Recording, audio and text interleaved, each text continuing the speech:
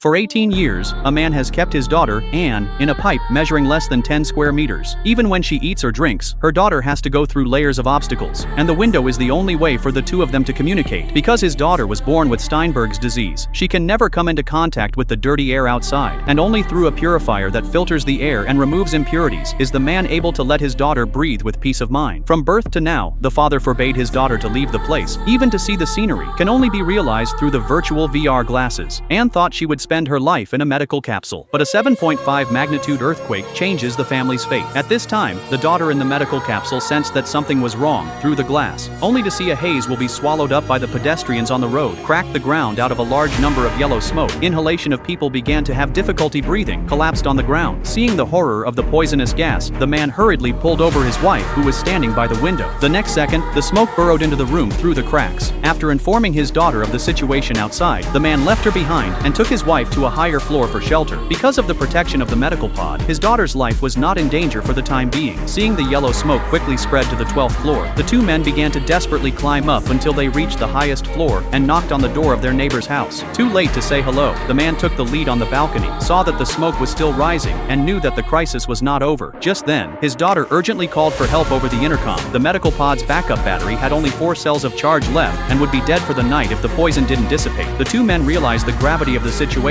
but their daughter is on the 2nd floor, 18 floors away from them. A round trip plus the time to change the batteries would require a person to hold his breath for nearly 5 minutes, which is impossible for a normal person to do. At this point, the man suddenly remembered that there was a neighbor downstairs who suffered from serious respiratory problems, and there must be a spare oxygen tank there. For the sake of his daughter's safety, the man risked death and climbed down the pipe. Waiting for the poison to flood his body below the neck, he immediately held his breath, and utilizing this short 1-minute time, he quickly arrived at the target floor. After breaking open the window, he didn't dare to delay for a second and immediately started looking, but a body in the room interrupted his search, turned over, and saw that it was the neighbor himself who was suffering from the disease. Before he could bow his head in mourning, at 2.5 minutes, the man felt he was nearing his limit, but after searching around the neighborhood, he couldn't see the oxygen tank that his neighbor was supposed to have with him. The man could feel his life counting down to 20 seconds, which was the longest time he could hold on. Fortunately, Lady Luck did not abandon him. He finally saw a large oxygen tank in the corner. Not caring that it was a mask worn by the grandfather, he unscrewed the valve with his trembling right hand and breathed with all his strength like a fish out of water entering the sea. After inhaling a large amount of oxygen, he gradually recovered his state. With this equipment, the man came to the 2nd floor and successfully replaced the spare battery of the medical cabin. But the greater crisis was still behind. As the poison continued to rise, even if the couple was on the highest floor, death was only a matter of time.